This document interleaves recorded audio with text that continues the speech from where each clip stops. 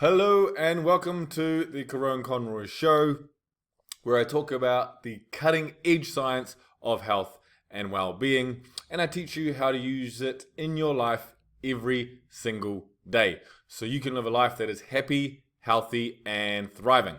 All right, let's get straight into it.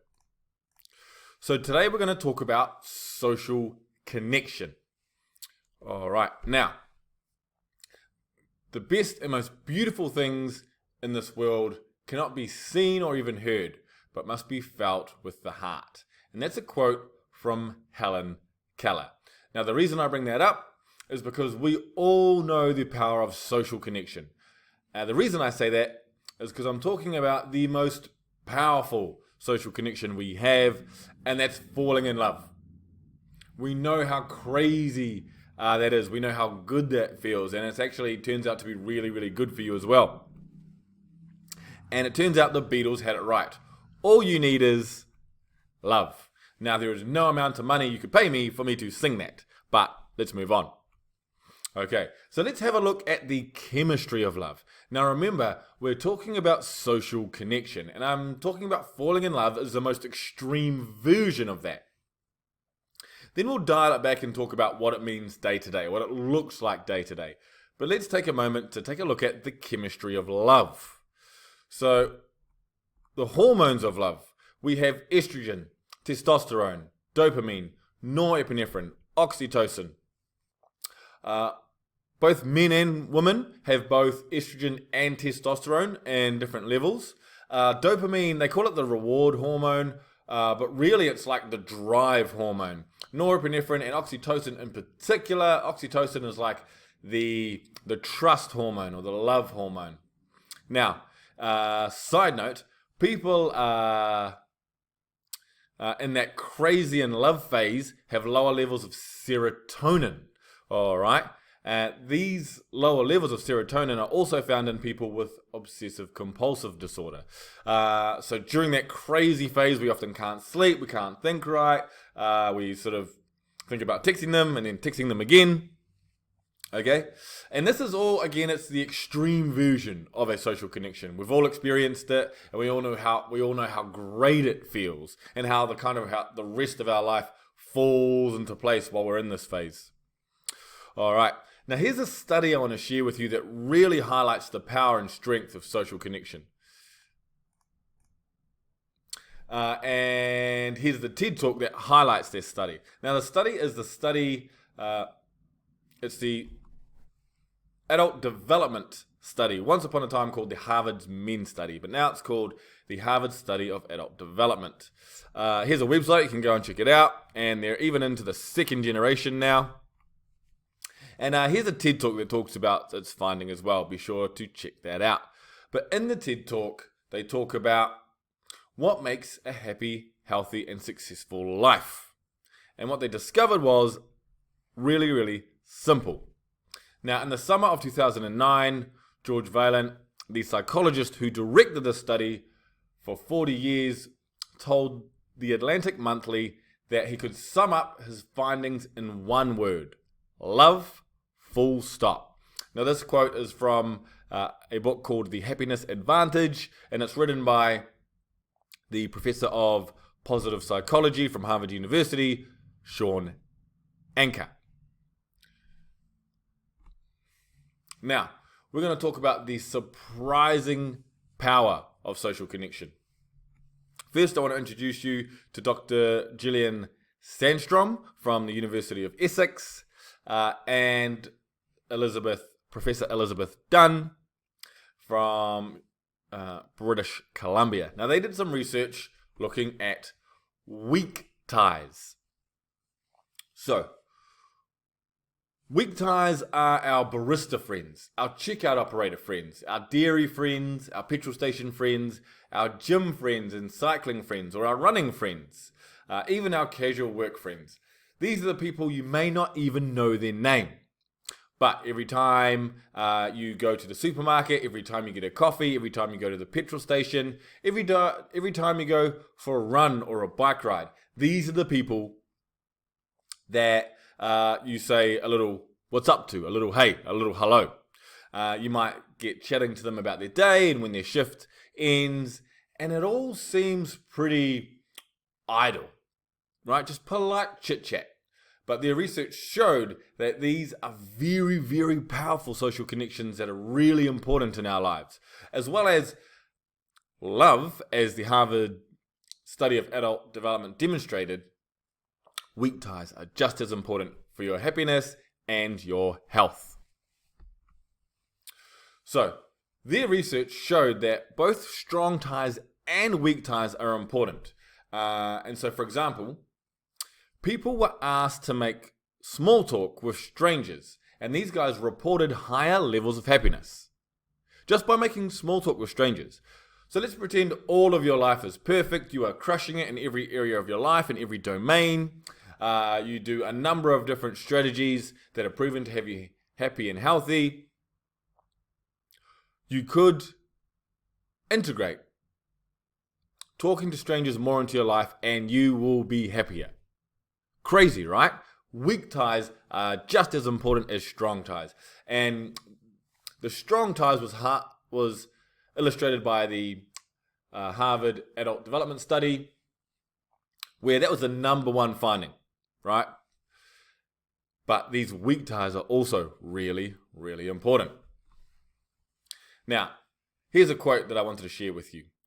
Seeing even just vague acquaintances can have a surprisingly big impact on our happiness. That's from author Dave Robinson.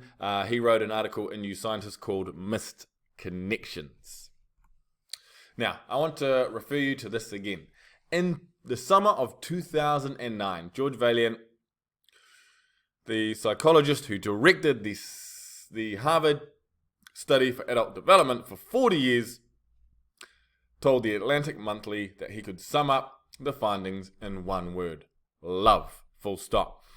It wasn't parents' income, it wasn't your income, it wasn't your gender, it wasn't your ethnicity, it isn't what you studied, it isn't anything like that. The number one predictor of happiness and health and success was love, full stop. The strength of your social connections. All right, now, knowing that, this is what I want you to do. I want you to write down 5 ways you are going to incorporate more Aroha into your life. Now, what is Aroha? Aroha loosely translates to love in English. Aroha is te reo Māori, the indigenous language of Aotearoa, New Zealand, and it loosely translates to love. But it actually means so much more than that. It's so much bigger than the English word love. So in the West, when we look at love, we think of love for our parents, love for our siblings, love for our family, love for our spouse, our significant other, whoever that may be. But in indigenous cultures around the world, and in New Zealand, for example, Aroha is so much bigger than that. It's almost a philosophy, a way of life. It's a way to approach things. So what I want you to do is stop and write down 5 ways you are going to build more Aroha into your life. Okay, now let's look at some research. This research is from Dr. Dave G. Myers, and he looked at funds, friends, and faith of happy people. So he took a moment to look at whether it was finances, that was the driver of health and well-being, friends, or faith. And what he discovered is actually best summed up by John Lennon and Paul McCartney. I get by with a little help from my friends. Friends are at the center of happy and healthy people. Now, funds do make a difference. Yes, absolutely. But once you make enough money to pay your bills, funds don't increase your happiness the more you earn above that. Friends and faith, however, are a very different story indeed. Both have significant impacts on your health and your well-being. Here's another bit of research entitled Very Happy People. And let's just jump straight to the findings. I won't read the abstract for you. So the research found the very happy people were highly social and had stronger romantic relationships than less happy groups. Again, just another bit of scientific evidence proving the importance of strong social connections and the importance of love in living a happy and healthy life. Now, this bit of research out of the University of Pennsylvania looked at when people prioritize time, money, and social connection and what that means for happiness. And what they discovered was passing the hours working does not translate into greater happiness, but spending time with loved ones does. And a shift in attention toward time proves an effective means to motivate the social connection. So what they discovered was, we know that earning more money once you reach a certain level doesn't increase your happiness. But we know that friends and faith do. And so what this study looked at was, it looked at getting people to focus on time versus money. And when they did that, there was a shift towards being motivated to improve their social connections. That became a priority for them. And that's something this research highlighted. So again, just another bit of scientific research that proves the social connection important for happiness and health. And here is another bit of research I want to share with you called Shared Experiences Are Amplified. So again, here's the findings. So people who ate chocolate together, they judged chocolate to be more likable and flavorful when they tasted it at the same time another person did. Shared experiences are amplified. Doing things together are simply better. It's as simple as that. All right. So you want to improve your social connections. You want to figure out how to build more aroha into your life. Real simple. Buy someone some chocolate and sit down and eat it with them. Buy someone your favorite meal. Doesn't matter what it is. Ideally, it's healthy, but if not, and you want to treat yourself and your friends, fine. Shared experiences are better together. And this little bit of research is my favorite bit of research. It's called, the title is Pro-Social Spending and Well-Being Cross-Cultural Evidence for a Psychological Universal. Now, this bit of research includes researchers from the University of British Columbia, from Milwaukee, Oregon, from Cape Town in South Africa, from Umbada University of Science and Technology, from Harvard, from universities all over the world. And what they discovered is that their research taken together, the present studies provide the first evidence for a possible psychological universal. Human beings around the world experience emotional rewards for using their financial resources to benefit others, regardless of how big or small those financial rewards were. They made an impact. All right. Now, what are some other ways? What are some of the things you can do by yourself to increase your social connectedness? And this research highlights doing something like a loving kindness meditation makes you more sociable. And here's another one here. Open hearts build lives. Positive emotions induced through loving kindness meditation build consequential personal resources. So this study again highlights the power of loving kindness meditation.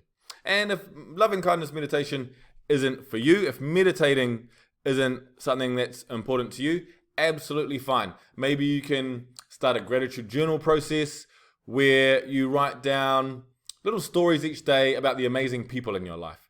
You consciously focus on the positive people in your life, and that will help you shift towards sort of finding these connections more often, which we know will strengthen your social connections, and we know that is great for your health and well-being.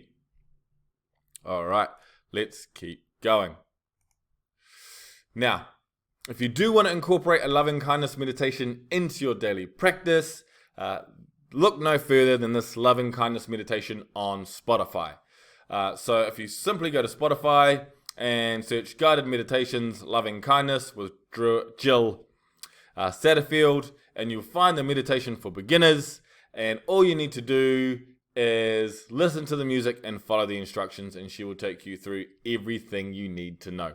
Really, really powerful meditation. And we've just looked at 2 bits of research that show this type of meditation increases your social connectedness. And we have just talked about the power of social connection on your health and well-being. And remember, it's all about love. It's all about Aroha.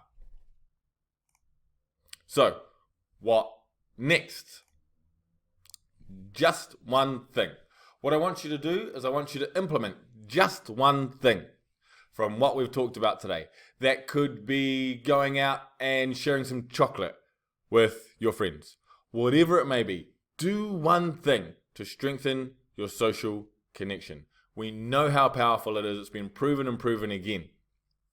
And I don't want you to rush out and spend next week connecting with every single friend that you've ever had on Facebook, and you spend the whole week just improving your social connection, and then after that week, you never even do it again. All right? It's about building a habit of social connection into your life. That's the most important thing. That's the one thing I want you to focus on. What's one thing you can do to add this into your life? Now, I just wanted to stop and say thank you. Thank you for watching. Thank you for listening. It means absolutely everything to me. I would love to hear your thoughts, your feedback, your comments. Let me know. And be sure to write down 5 things you're going to tell 5 friends. 5 things you learned today, or 5 things you are going to do to improve your health and well-being, and the 5 friends you're going to tell about this. All right. Thank you so much. I look forward to seeing you next time.